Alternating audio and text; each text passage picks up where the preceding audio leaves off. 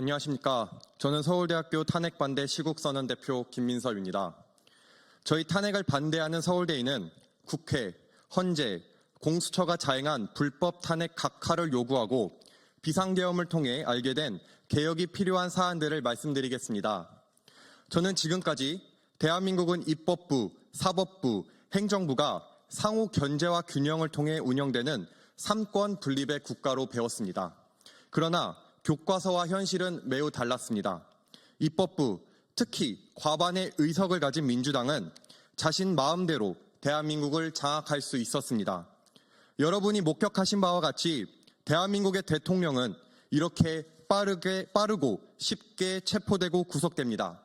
그러나 8개의 사건, 12개의 혐의, 5개의 재판을 받는 피의자라도 거대 야당의 당대표라면 절대로 감옥에 가지 않습니다. 민주당이 자의적으로 설정한 정의에 부합하지 않으면 대통령, 총리, 장관, 기관장, 검사를 불문하고 줄 탄핵을 자행합니다.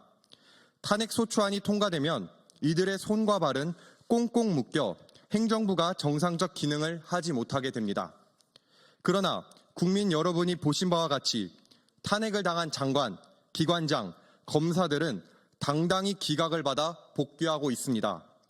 국정 운영에 꼭 필요한 예산으로 역시 협박하여 행정부와 사법부의 존립 자체에 대한 위협을 가하는 것이 대한민국 삼권 분립의 현실입니다.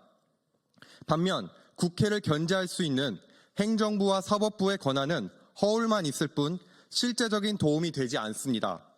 대통령의 고유 권한인 비상계엄 역시 국회의 해산권이 의결되면 계엄군은 해산해야 합니다.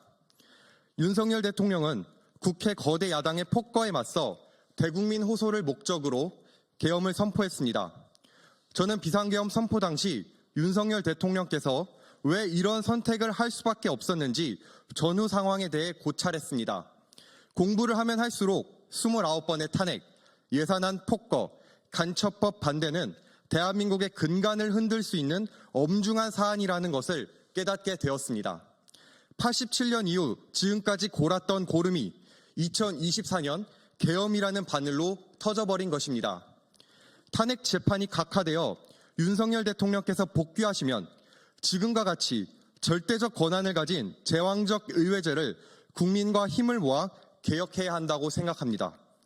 국회가 가진 무소불위의 특권으로 자신들의 정파적 정치적 이익만 추구한다는 것을 알기에 국민들은 더 이상 국회를 신뢰하지 않습니다.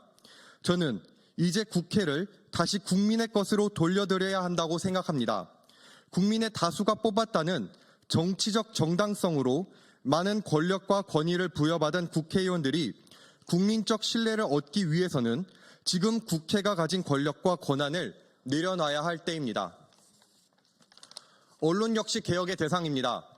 이번 주 화요일 SBS가 운영하는 유튜브 채널 스브스 뉴스에서 윤석열 대통령 탄핵 관련 여론조사를 진행했습니다. 조사 중 탄핵 반대 의견이 찬성 의견보다 많아지는 시점에 여론조사는 중단되었고 지금은 그 게시판에 접속할 수 없습니다. 이는 탄핵을 반대하는 목소리를 묵살하려는 모습으로밖에 해석할 수 없습니다. 탄핵을 반대한다는 이유로 극우로 낙인 찍고 선거에 대한 국민의 검증권을 보장하라는 목소리를 음모론으로 치부하는 것이 대한민국 언론의 현실입니다. 일부 언론은 윤석열 대통령에 대한 호칭을 사용하지 않고 있다가 지지율이 오르니 슬그머니 호칭을 사용하는 아주 비겁한 모습을 보이기까지 합니다. 심지어 서울대 탄핵반대 시국선언을 한 학생을 서울대생이 아니라는 가짜뉴스를 배포하고 쇼츠로 무한 생산이 되고 있지만 어떠한 책임도 지고 있지 않습니다. 아직도 일부 사람들은 이러한 가짜뉴스를 진실로 믿고 있습니다. 이러한 무책임한 행동이 정말 개탄스러울 뿐입니다. 언론은 국민의 눈과 귀를 장담하는 매우 중요한 역할을 하는 기관입니다. 그런데 언론이 객관적인 보도가 아닌 정파 싸움에 눈이 멀어 자신의 본분을 잃어버리면 이는 언론이라 부를 수 없습니다. 윤석열 대통령께서 하루빨리 복귀하셔서 언론의 편파보도 문제 해결을 위한 개혁을 진행해야 한다고 생각합니다.